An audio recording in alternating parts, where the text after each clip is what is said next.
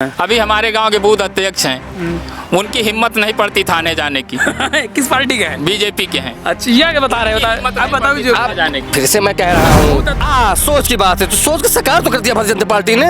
आप कौन सा जैसे भारतीय जनता पार्टी में आपने नई सोच में क्या किया? आप अपनी नई सोच बता रहा हाँ, नई सोच में आप नहीं सोच बताइए, नहीं सोच। नई सोच बता रहा हूँ। हर घर के सामने नाली है, हर घर के सामने खड़ंजा है, पहले नहीं हुआ करते थे। ऐसी उतरेगा। क्या कांग्रेस का प्रत्याशी हार जाएगा क्या? बाराबंकी में कांग्रेस की क्या औकात है? कितनी सीटें हैं उसकी कांग्रेस की? बीजेपी की है तो 3-3 का बराबर का वो है। मौसम और मिजाज दोनों ही शानदार है। मिजाज इसलिए बता रहा हूं क्योंकि माहौल हल्की ठंडी का है और पीछे जो है क्या कहते हैं हरा भरा सब आपको दिख रहा है।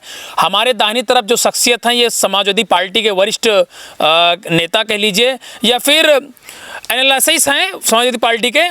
प्रेम नारायण तिवारी जी हमारे साथ हैं और हमारे बगल में भाजपा से एकदम नवयुवक प्रिंस भट्ट मौजूद हैं। इनके सवालों का जवाब भाजपा के ये भाई प्रिंस जी देंगे। तो इसका कारण ये है कि कांग्रेस का घमंड कांग्रेस को ले डूबा। अच्छा, बनती है कांग्रेस बैकवर्डों की पार्टी बनने का बड़ा मन बनाती है और अखिलेश यादव जी बैकवर्ड के एक बड़े नेता हैं। और अगर आप बड़े नेता का इस तरह से अपमान करें, चाहे जिस पार्टी को हो, हर आदमी को बुरा लगेगा और उनका यही घमंड उनको ले डूबा। हम क्यों हार गए? हारी कांग्रेस। हमने बताया कि कांग्रेस का विपक्ष में है बीजेपी का, इसलिए हम कह रहे हैं। उसका कांग्रेस का घमंड उसको ले डूबा। अच्छा, और जब तक कांग्रेस अपना घमंड नहीं दूर करेगी और अपनी औकात में नहीं आएगी, अच्छा, जब वो अपनी असली औकात जानेगी कि हमारी औकात क्या है। असली औकात क्या कांग्रेस की? असली औकात उसकी आप जानते हैं ये कितनी है, विपक्ष में नहीं आ पाती। बनती हो सब राष्ट्रीय पार्टी है। आरोप लगा रहे हैं कि बैलेट पेपर में आप लोग आगे रहते हैं और ईवीएम में बैलेट पेपर में ये लोग आगे रहते हैं, आप पीछे रहते हैं, ईवीएम में आप आगे हो जाते हैं। विपक्ष का काम है बोलना और सरकार भारतीय जनता पार्टी सरकार काम करती है। इससे पहले जब अखिलेश जी की सरकार थी तभी उसी से हुआ है ईवीएम से। और आज जब भारतीय जनता पार्टी की सरकार बन रही है वो भी ईवीएम चुनाव हो रहा है। तो अपनी सरकार में वो काहे बेईमानी नहीं किए? मैं मान रहा हूँ कि भाई साहब कह रहे हैं तो ये बेईमानी पहले क्यों नहीं कर लिया लोगों ने? सरकार में काम करती है भारतीय जनता पार्टी। और मैं तिवारी जी से पुनः कहना चाहता हूँ कि तिवारी जी भारतीय जनता पार्टी में आ जाएं। ये एक विपक्ष का काम है सिर्फ देखिए चिल्लाना, और सरकार भारतीय जनता पार्टी का काम है काम करना। भारतीय जनता पार्टी का हर एक कार्यकर्ता काम कर रहा है जमीन पर। जब आखिर 2 महीने बचते हैं, 6 महीने बचते हैं तो ये लोग मंडी में आते हैं। सरकार देख चुकी है, जनता देख चुकी है, जनता का हर एक नौजवान देख चुका है कि जब ये ऐसे निकलने का मन नहीं होता अखिलेश जी का।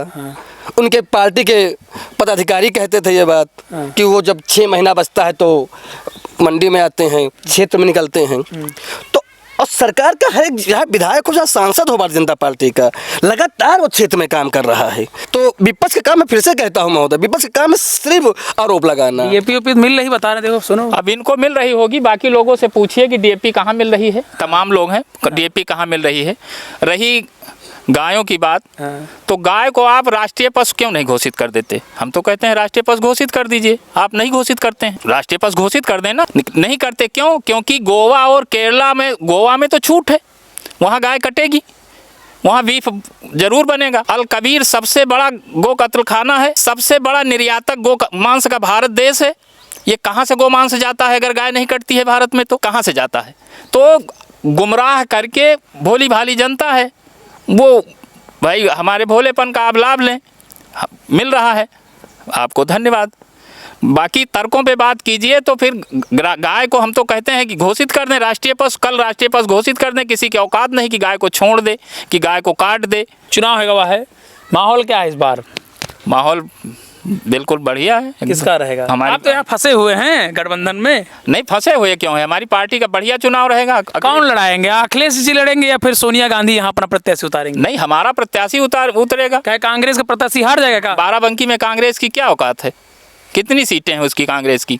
बीजेपी की है तो 3-3 का बराबर का वो है। अब देखो सपा के लोग जो कांग्रेस का हल्का समझ रहे हैं तो काहे गठबंधन कर रहे हैं? हल्की है तो आपको हल्का, अगर एक काम का लग रहा है कि गठबंधन टूटे वाला है। 2 सीटें तो हम उनको वैसे भी छोड़ देते हैं सदैव बिना गठबंधन के।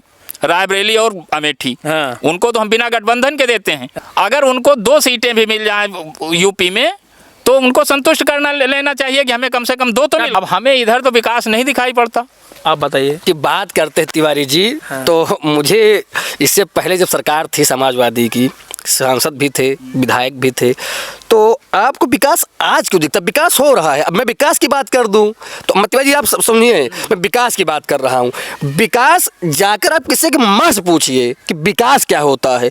कोरोना काल जैसी महामारी में अनाज जो मिला है गरीब जनता को, हमको भी मिला है, आपको भी मिला होगा तिवारी जी, इसमें बहुत घर का चूल्हा जला है। और लोहिया जैसे वो आवास, प्रधानमंत्री आवास, ये आवास हर एक घर को मिला है। आज इससे पहले आप देखिएगा तो जब बारिश होती थी और छत की छपरे की जब बूंदें जब सर पे आती थी तो लोग 12 बजे 1 बजे उठ जाते थे। आज ये नहीं देखने को मिल रहा है। योगी मोदी सरकार में विकास ये हुआ है। बताइए भाई साहब तिवारी। ये आवास कोई आज नई बात नहीं है। इंदिरा आवास पहले से भी मिलते, बहुत दिन से मिलते चले आ रहे हैं।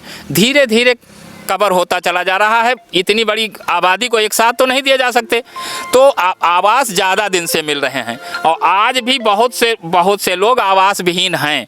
और नहीं तो अभी चलिए मेरे साथ और अभी दिखाऊं। सोच की बात है, तो सोच का साकार तो कर दिया भारतीय जनता पार्टी ने। आप कौन सा जैसे भारतीय जनता पार्टी में नई सोच में क्या किया? आप अपनी नई सोच बता रहा हूं। नई सोच में आप नई सोच बताइए। नई सोच बता रहा हूँ।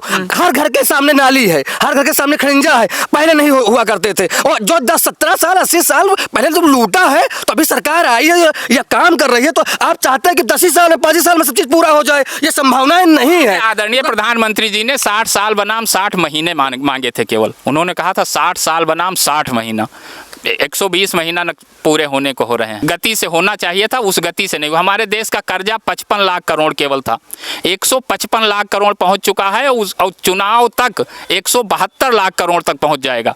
इतना हमारा देश कर्जदार हो गया। कहते हैं कि कर्जदार हो गया है। मैं मानता हूं, आप कह रहे हैं तो मैं मान लेता हूं, ठीक है। कर्जदार का विषय है, तो आज देख रहे हैं कि यूक्रेन में कैसे लड़ाइयाँ हो रही हैं। इसकी अर्थव्यवस्थाओं को भी मेंटेन किया जा रहा है। आप लोगों ने लूट लिया। हमें दाल मंगाना है, दाल का पैसा नहीं है, तो इसके लिए हमको कुछ व्यवस्थाएं करनी पड़ेगी, नहीं करनी पड़ेगी। कर्जा किस लिए हुआ, क्या मामला है? अब इसको तो सरकार बता सकती है। यहाँ तक कि रिजर्व बैंक का रिजर्व कोष भी निकाल लिया गया। अब यहाँ तो बताते हैं कि हमें तो नहीं दिखाई पड़ता। अब हमारी गांव सभा में एक सांसद कुछ करें। अब हमारी गांव सभा में तो इधर 2-4 उनके चहेतों के दरवाजे सोलर लाइट लगी दिखाई पड़ती हैं। बाकी हमें कोई काम ना, कभी सांसद जी के दर्शन हुए हैं आज तक। चुनाव से पहले जब चुनाव हुआ था, गिनती नहीं हुई थी, तो उसी के बाद एक हमारे परिवार में ही शादी थी, तो उसमें वो आए थे। उसके बाद से आज तक हमने उनको, आप तो विपक्ष के लोग आरोप लगाएंगे ही। नहीं, हमने दर्शन नहीं किया। बाकी किसी ने अगर दर्शन किया, बड़ा जिला है भाजपा, ये लोकसभा की सीट बाराबंकी की आप देख ही रहे हैं कितनी बड़ी है। तो आप घर घर तो जा नहीं पाएंगे। उनका काम घर घर तो है नहीं। वो एक सांसद है, उनका काम है वो विकास कर रहे हैं। तानाशाही नहीं है कि आप में कि थाने चले जाओ सुनवाई नहीं होगी। बैठ जाते थे 10 लोग कुर्ता पहन करके, कोई इंस्पेक्टर को धमका देते थे, कोई नहीं सुनता था। आज किसी की माई के लाल ने पैदा हो तो किसी गरीब को सता के दिखाए। मलाई नहीं काट पा रहा। मलाई तो कौन काट रहा है, इसको सभी जान रहे हैं, है ना। पुलिस प्रशासन में क्या हाल है, कितनी सुनवाई है, इसको सभी जान रहे हैं। जो जाता है पुलिस प्रशासन तक, अभी हमारे गांव के बूथ अध्यक्ष हैं, उनकी हिम्मत नहीं पड़ती थाने जाने की। किस पार्टी के हैं? बीजेपी के हैं। अच्छा, ये क्या बता रहे हैं? आप बताओ। फिर से मैं कह रहा हूँ, उनकी हिम्मत, उनको इतना बूथ संख्या कितनी है? नाजायज उनको परेशान किया जाता है। और फिर भी कोई भी वो नहीं जाता। गांव के सभी लोग मिलके उनका सहयोग करते हैं, तब उनकी मदद हो पाती है।